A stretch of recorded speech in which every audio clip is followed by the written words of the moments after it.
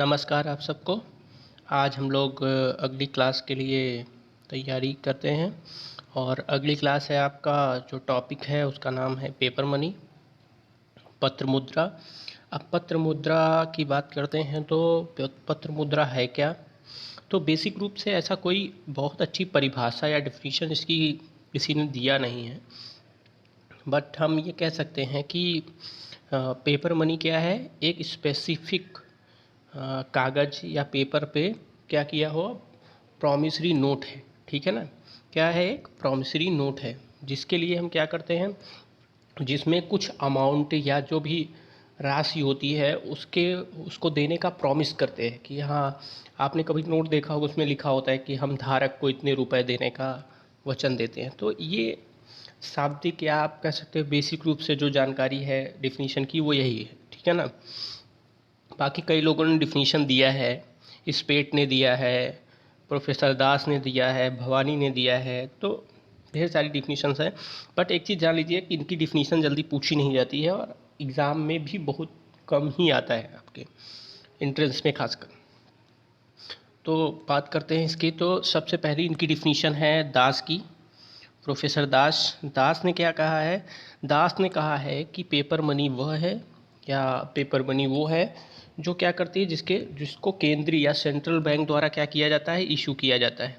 किसके द्वारा? Central bank द्वारा। तो इसलिए आप लोग कभी भी डिफिनीशन में अगर आपको सेंट्रल बैंक दिखे पूरी डिफिनीशन में, तो वो डिफिनीशन किसकी होगी? प्रोफेसर दास की। ठीक है। फिर आते हैं हम लोग प्रोफेसर भवानी की तरफ।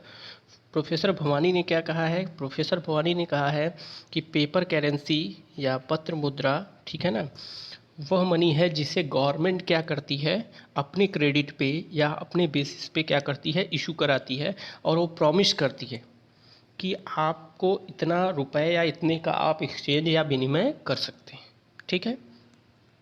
तो ये हो गई दोनों लोगों की डिफिनीशन। तो आप एक चीज़ याद रखिए, अगर आपको दिक्कत हो डिफिनीशन याद करने में, थोड़ी बड़ी है डिफिनीशन लोगों की, तो आप इतना दिमाग में रखिए, अगर डिफिनीशन पूरा पढ़िएगा उसमें अगर सेंट्रल बैंक आपको दिखता है, केंद्रीय बैंक दिखता है पूरी डिफिनीशन में, तो वो प्रोफेसर दास की डिफिनीशन होगी। और अगर उसमें गवर्नमेंट दिखता है, गवर्नमेंट का मेंशन किया होगा, गवर्नमेंट नोट इशू करती है, समथिंग कुछ होगा, तो वो क्या होगा, किसका होगा? प्रोफेसर भवानी की। ठीक है। तो ये डिफिनीशन दो बहुत इंपॉर्टेंट है, तो इसको याद रखिएगा। और अगर स्पेट की बात करते हैं तो स्पेट ने की डिफिनीशन में गारंटी की बात की गई है, ये याद रखिएगा। उन्होंने कहा है कि गवर्नमेंट गारंटी देती है, ठीक है ना, या स्टैंडर्ड करती है, प्रामाणिक करती है उसको। ठीक है ना? तो ऐसा अगर आपको दिखता है कहीं गारंटी की बात करता है तो वो हो क्या है, किसकी डिफिनीशन होगी? स्पेट की डिफिनीशन होगी। ठीक है ना? बाकी बुकों में दिया होगा तो आप लोग देख लीजिएगा। ठीक है ना? बेसिक जो पूछा जाता है वो मैंने आपको मेंशन किया है, वो आपको दिखाया है। तो आगे बढ़ते हैं। जो सबसे इम्पॉर्टेंट पार्ट है, अभी आपको समझ में आया होगा कि अब आ गई डायरेक्ट डिफिनीशन, आपको काइंड ऑफ पेपर मनी आ गई। ठीक है ना? प्रकार पढ़ना है काइंड ऑफ। तो आपको समझने का बात ये है कि हमको मेरिट डिमेरिट से लेना देना नहीं। क्यों? क्योंकि आप सबको पता है कि पेपर मनी क्या है, एक मनी ही है ना हमारे लिए। तो जो एक मेटेलिक मनी का, जो एक मनी का जो फीचर होगा, जो सारे काम होंगे वो कौन करेगा? पेपर मनी भी करेगा। ठीक है ना? तो मेरिट डिमेरिट सब सेम होगी, उसमें कोई परिवर्तन नहीं आएगा। ठीक है ना? बस ये है कि पेपर मनी हमने इसलिए यूज़ करना शुरू किया क्योंकि जो हमारा कॉइन था या हमारा मेटेलिक मनी था, वो बड़ी मात्रा या ज़्यादा क्वांटिटी में जब हम किसी को पेमेंट करते थे तो हमें प्रॉब्लम आती थी। ठीक है ना? मुझे किसी को 2 करोड़, 1 करोड़, 50 लाख देना है तो अब कॉइन लेके जाऊंगा तो कैसे लेके जाऊंगा?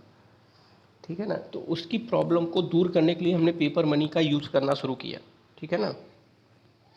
तो आते हैं पहले काइंड पे, प्रकार पे। तो आप लोग मोस्टली सब लोग जो 11th वाले में 11th में पढ़े होंगे या जो 11th वाले हैं, ये सबके लिए ज़रूरी है, अभी कॉम फर्स्ट ईयर वालों के लिए भी इम्पॉर्टेंट है। ठीक है ना? तो यहाँ की बात करते हैं तो यहाँ से क्वेश्चन आते हैं, इसके जो प्रकार है उससे क्वेश्चन आपको ज़्यादा आएंगे। बाकी आपको कॉमन क्वेश्चन मिलेंगे जो आप थोड़ा सा दिमाग लगाएंगे तो आप आसानी से उसको कर जाएंगे। ठीक है ना? ये बेसिक चीज़ है जो आपको जानना ज़रूरी है। ठीक। अगर हम बात करते हैं तो ये 4 प्रकार के होते हैं। कितने प्रकार के होते हैं? 4 प्रकार के होते हैं। पहला क्या है? सबसे पहला है रिप्रेजेंटेटिव पेपर मनी, प्रतिनिधि पत्र मुद्रा। ठीक है ना? ये होती क्या है? रिप्रेजेंटेटिव पेपर मनी में आप देखिए, बहुत ज़्यादा आपको एक्सप्लेनेशन की ज़रूरत नहीं है, आप थोड़ा थोड़ा समझिए। इसमें क्या होता है, जो रिज़र्व होता है वो क्या रखा जाता है, या सुरक्षित कोष कितना रखा जाते हैं, 100%, ठीक है ना। और नोट भी क्या इशू किया जाता है, मनी जो इशू किया जाता है वो भी कितना होता है, 100%, ठीक है। एग्जाम्पल समझना हो, जैसे मान लीजिए हम हैं, हमने क्या किया कि आपको 100 रुपये का गोल्ड दिया, उसके बदले हमने आपसे 100 रुपये का नोट ले लिया, ठीक। तो कोई फ़र्क पड़ा हमारे आपके बीच, नहीं, कोई अंतर इससे नहीं पड़ेगा। अब अगर देखिए यहीं समझते चलिए कि अगर इसके मेरिट्स की बात करते हैं तो इसमें क्या होता है कि मेरिट्स इसलिए अच्छी है क्योंकि कहा जाता है कि इसमें क्या होता है कि जो पब्लिक होती है उसका बिलीव होता है, क्योंकि जो हम मनी ले रहे हैं उसके पीछे हमने क्या किया है, उतने रुपए का गोल्ड या सिल्वर रिजर्व किया है या दिया है, ठीक है ना। तो एक तो ये बात हो गई, दूसरा इसे आसानी से एक्सेप्ट कर लेते लोग, ठीक है ना, क्योंकि बिलीव होता है इसलिए एक्सेप्ट कर लेते हैं, एक सीधी सी बात है, ठीक है ना। बहुत ज़्यादा सोचने की यहाँ ज़रूरत नहीं है। अगली बात आती है कि इस पे क्या होता है, इसमें जो मनी होती है, ठीक है ना, वो क्या होता है, उससे इन्फ्लेशन का कोई डर नहीं होता है, ठीक है ना। क्यों, क्योंकि जब हमने 100% रिजर्व रखा है, 100% नोट इशू कर रहे हैं, तो इन्फ्लेशन आने का कोई चांस नहीं, बढ़ेगा ना घटेगा, ठीक है ना। जो रेट है फिक्स है। अगला क्या होगा इसका, अगर मेरिट्स की बात करते हैं तो अगला क्या है, इसमें जो प्राइस होगा वो क्या होगा, या मूल्य होगा वो क्या होगा, स्थिर होगा, फिक्स होगा। उसमें बहुत ज़्यादा उतार चढ़ाव नहीं होते। जैसे अपने लोग के यहाँ देखा जाता है, कभी कोई प्रोडक्ट 10 रुपये में है, एक महीने बाद क्या 15 रुपये का हो गया, पता चला 8 रुपये का हो गया 10 से। तो ये फ्लैक्चुएसन जो है वो नहीं पाई जाती है इसमें, ठीक। तो ये इसकी मेरिट हो गए। अगर डीमेरिट्स की बात करते हैं तो बहुत से हो सकते हैं। इसमें 100% हम क्या करते हैं, गोल्ड सिल्वर रख देते हैं, वो क्या है, वो यूजलेस है, उसका कोई काम नहीं है, वो बेकार है। और ये अगला क्या है कि अगला डीमेरिट्स की बात करते हैं तो वो ये है कि ये रिच कंट्री के लिए तो अच्छा है, बट जो हमारे यहाँ पुअर कंट्रीज़ हैं उनके लिए ये अच्छा नहीं माना जाता, क्योंकि उनके पास उतना पैसा ही नहीं है वो रिजर्व रख दें, और इतना रिजर्व रख देंगे तो वो काम कैसे करेंगे, फिर डेवलपमेंट अपना कैसे करेंगे। तीसरा क्या है कि इसमें क्या है, फ्लैक्चुएशन जो लोच होता है उसका अभाव है, ठीक है ना, उसकी कमी है, ठीक। तो ये हो गए इसके मेरिट और डिमेरिट्स, ठीक है ना। तो अगर आपको सुनना है मैं फिर से बोल सकता हूँ, तो अगर मेरिट्स की इसकी बात किया जाएगा, क्योंकि 100% रिजर्व रखा जाता है इसलिए इसमें क्या होता है, पब्लिक का बिलीव होता है, ठीक है ना। अगला क्या होता है, इससे इन्फ्लेशन का कोई डर नहीं होता है, ठीक, क्योंकि किसी का रेट ना बढ़ेगा ना घटेगा, क्योंकि रिजर्व फिक्स है, ठीक। तीसरा क्या है, इस पे प्राइस क्या होता है, फिक्स होता है, ठीक है ना बढ़ेगा और ना घटेगा, क्योंकि प्राइस जब फिक्स का मतलब ये है कि जब उसके पीछे 100% रिजर्व रखा जा रहा है तो प्राइस बढ़ेगा ही नहीं घटेगा। जो 10 रुपये में है 10 साल बाद भी खरीदोगे तो 10 ही रुपये में होगा, ठीक है। तो ये हो गया इसके मेरिट्स की बात। डीमेरिट्स में मैंने बताया आपको, फिर से बता दे रहा हूँ कि इसमें क्या होता है, जो रिजर्व है वो फालतू में पड़ा रहता है, उसका कोई यूज नहीं होता है। दूसरा इसका क्या है कि ये रिच कंट्रीज़ के लिए अच्छा है, बट जो पुअर कंट्रीज़ हैं उनके लिए अच्छा नहीं है। तीसरा इसमें क्या है, फ्लैक्चुएशन की कमी है, लोच का अभाव है, ठीक। ये इतनी बात हो गई इसकी रिप्रेजेंटेटिव पेपर मनी, ठीक। आगे बढ़ते हैं हम लोग।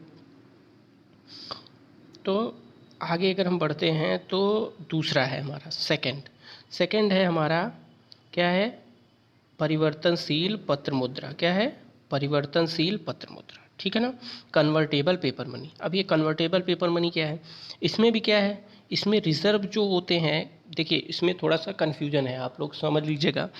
किसी किसी बुक में आपको मिलेगा कि 20% रिजर्व रखा जाता है। कितना रखा जाता है, 20% रिजर्व रखा जाता है। कहीं कहीं ऐसा भी लिखा है कि 50% से एबव रखा जाता है, ठीक है ना। तो कुछ भी है, ये समझ लीजिए कि जिसमें क्या होता है 50% बेसिक तौर पे समझ लीजिए, कन्वर्टेबल का मतलब होता है। और एक बात मैं बताना भूल गया आपको फर्स्ट में, कि जो आपका रिप्रेजेंटेटिव पेपर मनी होता है वो गोल्ड और सिल्वर में आसानी से एक्सचेंज हो सकता है। क्यों, क्योंकि वो समझ लीजिए इसलिए क्योंकि हमने जो नोट दिया है या जो नोट के पीछे हमने रिजर्व रखा है वो 100% है, उसे जब चाहे हम गोल्ड और सिल्वर में क्या कर सकते हैं, कन्वर्ट करा सकते हैं, ठीक है ना। तो आते हैं फिर से सेकंड पे हम लोग। तो इसमें क्या होता है, इसमें जो रिज़र्व रखे जाते हैं वो क्या होते हैं, 20% या 50% से एबव होते हैं। और नोट क्या किए जाते हैं, 100% इशू किए जाते हैं, ठीक है ना। इतनी बात समझ में आई। तो अब बात किया जाए तो ये भी सिस्टम क्या है, अच्छा माना जाता है। ये भी सिस्टम कन्वर्टेबल पेपर मनी का जो सिस्टम है ये भी क्या माना जाता है, अच्छा माना जाता है। लेकिन ये इसकी भी लगभग इसका भी जो भी सिम्टम्स हैं वो सब कुछ किससे मिलेंगे, रिप्रेजेंटेटिव पेपर मनी से मिलेंगे, ठीक है ना। जैसे अब इनकी अगर हम मेरिट्स की बात करते हैं, ठीक है ना, अगर हम इनकी मेरिट्स की बात करते हैं तो इसमें भी क्या होगा, इसमें भी क्योंकि रिजर्व रखा जा रहा है 50% या 30% जो भी है, ठीक है ना, तो क्या है पब्लिक का इस पर क्या होगा, बिलीव होगा, ठीक है ना, सबसे पहला पॉइंट वही रहेगा। दूसरा क्या है, इससे इसमें क्या होगा, जो ये मेटल हमारे उसमें 100% यूज़ करते थे हम, रिज़र्व पड़ा रहता था बेकार, उसका हम इसमें क्या करेंगे, यूज़ करेंगे, ठीक है ना, इसमें सेविंग होगी, जो हमारे प्रीसियस मेटल हैं उनको हम क्या करेंगे, सेव करेंगे, ठीक है ना। तीसरा क्या है कि इससे क्या मिलेगा, इससे क्या होगा, इससे फ्लैक्चुएशन पाया जाएगा इसमें, क्यों, क्योंकि इसमें 100% रिजर्व नहीं है, 50% या 60% या 30% रख रहे हैं, तो इसके प्राइस में क्या होगा, फ्लैक्चुएशन होगा, बढ़ा जाएगा, घटेगा, बढ़ेगा, घटेगा। और अगली बात ये है कि अगर आप बात करें इन्फ्लेशन का, इसमें बहुत ज़्यादा खतरा नहीं होता है, ठीक है ना, इसमें कंट्रोल में होता है, इन्फ्लेशन क्या होता है, कंट्रोल में होता है, ठीक है ना। तो ये हो गया इसके मेरिट्स, ठीक। फिर बात करते हैं अगली कि इनके डीमेरिट्स की बात करते हैं, तो इनके बहुत ज़्यादा डीमेरिट्स की बात हम नहीं करते हैं। पहला ये है कि इसमें क्या होता है कि कम रखा जाता है रिजर्व, इसलिए ये क्या है, बिलीव करने लायक कम है, ठीक है ना, ऐसा समझ सकते हो, क्योंकि 100% रखा जाता है तो ज़्यादा बिलीव कर सकते थे, इसलिए कहते हैं कि रिप्रेजेंटेटिव की तुलना में इसमें लोग कम बिलीव करते हैं, ठीक है ना। दूसरा क्या है कि इसमें क्या होता है, इन्फ्लेशन का भय रहता है, इन्फ्लेशन आ सकता है, और आप सबको पता है आता ही है, क्योंकि 100% रिजर्व नहीं है, इसलिए उसमें इन्फ्लेशन आएगा, ठीक है ना। तो ये इसकी हो गई डिमेरिट्स, ठीक है ना। अब हम लोग बात करते हैं आगे की, तो अगला है हमारा थर्ड, ठीक है ना, थर्ड है हमारा इनकन्वर्टेबल पेपर मनी, अपरिवर्तनशील पत्र मुद्रा, ठीक। तो अपरिवर्तनशील पत्र मुद्रा क्या है, ये भी तो समझना है हमें। तो जो कहते हैं कि अपरिवर्तनशील पत्र मुद्रा, ये कैसी मुद्रा है, थोड़ा सा इसकी डीप बात करते हैं। तो इसमें क्या होता है, रिजर्व जो रखा जाता है, रिजर्व की बात करते हैं तो रिजर्व क्या होता है, इसमें रिजर्व में गवर्नमेंट की प्रॉपर्टी, सरकारी प्रतिभूतियाँ, ठीक है ना, जैसे ट्रेजरी बिल, बॉन्ड, ठीक है ना, ये सब चीज़ें, या गवर्नमेंट ने कोई पॉलिसी के अकॉर्डिंग रखा हो, या क्रेडिट रखा हो, समथिंग कुछ भी हो सकता है, ठीक है ना। तो ये क्या होते हैं, हमारे रखे जाते हैं, और क्या किया जाता है इसमें, 100% नोट क्या किए जाते हैं, इशू किए जाते हैं, ठीक है ना, क्या किए जाते हैं, 100% नोट क्या कर लिए जाते हैं, इशू के लिए जाते हैं, ठीक है ना। तो कहने का सेंस ये है कि इसमें रिजर्व के रूप में गवर्नमेंट अपनी कुछ पॉलिसी बनाएगा, उसके हिसाब से वो रिजर्व रखेगा, ठीक है ना, या सरकारी प्रतिभूतियाँ रख देगा, ठीक, गवर्नमेंट प्रॉपर्टी रख देगा, या बॉन्ड दे देगा, ट्रेजरी बिल दे देगा, ठीक है ना, समथिंग कुछ भी हो सकता है। तो ये सारी चीज़ें हो सकती हैं, ठीक है ना। तो आगे बढ़ते हैं हम लोग इसके आगे। तो ये इतनी बात हो गई, और अगर हम इसकी मेरिट्स की बात करते हैं, सीधी सीधी बात है, अगर हम इसके मेरिट्स की बात करते हैं, विशेषताओं की बात करते हैं, तो क्या है, ये लोचदार है, मतलब फ्लैक्चुएशन इसमें पाया जाता है, ठीक है ना, उतार चढ़ाव पाए जाते हैं। दूसरा क्या है, इसमें जो भी हमारे मेटल्स हैं, वो प्रीसियस मेटल है, उनका फालतू यूज़ नहीं होता है, ठीक है ना, उनको फालतू रखा नहीं, रिजर्व नहीं किया जाता है, ठीक, डेवलपमेंट के लिए खर्च किया जाता है। अगला क्या है कि ये क्या है कि जब हमारे पास, हाँ, जब हमारे पास पैसे नहीं होंगे, या आप कह सकते हैं क्राइसिस का टाइम होगा, तो ये हमारे लिए यूज़फुल होते हैं, ठीक है ना, संकट काल में उपयोगी होते हैं। फिर उसके बाद की बात करते हैं, तो डिमेरिट्स की बात करते हैं। तो इसमें क्या होता है कि ये क्या होते हैं, सबसे बड़ी बात ये होती है कि इनमें इन्फ्लेशन आने लगभग लगभग फिक्स होते हैं, आना ही आना है, ठीक है ना, भय बना रहता है, डर बना रहता है इन्फ्लेशन का। और इसमें क्या होता है, पब्लिक का कम बिलीव होता है, क्योंकि रिजर्व रखा नहीं जाता है, आप सबको पता है, ठीक है ना। फिर अगली बात अगर हम करते हैं, तो ये गोल्ड और सिल्वर में एक्सचेंज नहीं किए जा सकते, ठीक है ना। ऐसा कहा जाता है कि ये गोल्ड, आपको बता दूं कि दो ही ऐसी मनी है, एक आपका रिप्रेजेंटेटिव, एक कन्वर्टेबल, जिसे हम गोल्ड और सिल्वर में क्या कर सकते हैं, कन्वर्ट कर सकते हैं, ठीक है ना। ये नॉन कन्वर्टेबल पेपर मनी को हम नहीं कर सकते हैं, ठीक है ना। तो ये इतनी बात यहाँ पे हो गई, ठीक। फिर आगे बढ़ते हैं हम लोग। फोर्थ पॉइंट आपका क्या है, फोर्थ प्रकार जो है इसका, वो है आपका फेट मनी का, ठीक है ना। फेट मनी क्या है, प्रादिष्ट मुद्रा, देखिए फिएट मनी या प्रादिष्ट मुद्रा को हम कई नामों से जानते हैं। इसको क्राइसिस मनी भी बोलते हैं, संकटकालीन मुद्रा भी बोलते हैं, ठीक है ना। ये कब यूज किया जाता है? जब मान लीजिए किसी देश में वर्ल्ड वॉर जैसा या युद्ध जैसी स्थिति आ जाती है, तो वो क्या करता है, अपना सारा पैसा इन्वेस्ट करता है युद्ध में। तो वो क्या करेगा, मनी के पीछे रिजर्व नहीं रख पाएगा। तो ऐसी कंडीशन में वो क्या करता है कि रिजर्व नहीं रखता है। वो क्या करेगा, 1% भी रिजर्व नहीं रखता है और 100% नोट अपनी आवश्यकता अनुसार छाप लेता है, ठीक है। बाद में अगर उसकी कंडीशन अच्छी होती है तो वो क्या करता है, उस रिजर्व को रखता है, ठीक है ना। लेकिन इसको हम कई नामों से जानते हैं, फेट मनी, संकटकालीन मुद्रा, वॉर मनी, ठीक है ना। तो ये सब आप क्राइसिस मनी, कई नाम से जाना जाता है इनको, ठीक है। तो आप ये बातें अपने दिमाग में रखिएगा, ठीक है। फिर आते हैं कुछ इंपॉर्टेंट टॉपिक जो आपके एग्ज़ाम में पूछे जाते हैं, उनकी बात करते हैं। तो वो क्या क्या हैं, ठीक है ना। तो सबसे पहला जो इसमें दिया गया है वो ये है। अब मेरिट डिमेरिट्स की बात करते हैं तो सेम है लगभग, जो आपका उसमें है क्या नाम है, नॉन कन्वर्टेबल में है वही इसमें भी है। ये इन्फ्लेशन का, इसमें इन्फ्लेशन आने के ज़्यादा डर होते हैं, ठीक है ना। ये डिमेरिट्स में आते हैं और पब्लिक का कम बिलीव होता है, सेम कॉन्सेप्ट है। मेरिट्स की बात करते हैं तो ये क्या होता है, संकट के लिए अच्छे होते हैं, हमारे लिए वॉर के टाइम पे यूज़फुल होते हैं, ठीक है ना। तो कहने का सेंस ये है कि लगभग वो वही चलेगा इसमें भी। तो अब बात करते हैं पहले का इसमें। तो सबसे पहला है, सर्वप्रथम पत्र मुद्रा का प्रयोग चीन में किया गया। तो सबसे पहले पेपर मनी का यूज़ अगर किसी देश ने किया तो वो कौन था, चीन था। ये याद रखिएगा, ये पूछा जाता है एग्ज़ाम में, ठीक है ना। अब भारत की बात करते हैं तो भारत में सबसे पहले पत्र मुद्रा का प्रयोग कब किया गया। भारत की बात करते हैं तो भारत में 1806 में सबसे पहले पत्र मुद्रा का प्रयोग किया गया, ठीक। अब बात करते हैं, थोड़ा सा बेसिक चीज़ है जो कहा जाता है, 1000, 5000 और 10,000 की नोट को भारत में कब बंद किया गया, तो 1978 में। कब बंद किया गया था, 1978 में, ठीक है। तो 1978 में, तो आप सबको बताया गया कि 1978 में हमने क्या किया था, जो पेपर मनी थी हमारी, ठीक है ना, उसमें 1000, ठीक है ना, 1000 के कुछ, 1000 और 5000 और 10,000 के नोटों को क्या किया गया था, बंद कर दिया गया था, ठीक है ना। लेकिन आपको पता है फिर से 1000 की नोट हमारे यहाँ इशू कर दी गई थी, ठीक है ना। और एक बात और समझ लीजिए, कभी कभी आपसे पूछा जाता है कि हमारे यहाँ जो नोट हैं वो कौन छापता है। तो नोट हमारे यहाँ या कॉइन्स जो हैं सब कुछ आरबीआई छापती है, ठीक है ना। बस एक का नोट जो होता है, एक का नोट, वो भारत या हमारे यहाँ जो गवर्नमेंट होता है, ठीक है ना, उसके अंडर में होता है। उसके पीछे कोई रिजर्व नहीं रखा जाता है, ठीक है ना। गवर्नमेंट जितना चाहे क्या कर सकती है, छपवा सकती है, ठीक, कोई दिक्कत किसी को। चलिए आगे बढ़ते हैं हम लोग। लास्ट इसका जो पॉइंट है आपका हमारा, वो ये है कि जो हमारी 1806 की बात की गई, 1806 में क्या हुआ था, बैंक ऑफ बंगाल। आपको मैंने अभी थोड़ी थोड़ी पहले बताया था 1806 में क्या हुआ था, सबसे पहले हमने पत्र मुद्रा का इस्तेमाल किया था। तो इसलिए ये जान लीजिए कि जो पहला बैंक था जिससे पेपर मनी छापी थी, उसका नाम था बैंक ऑफ बंगाल, ठीक है ना।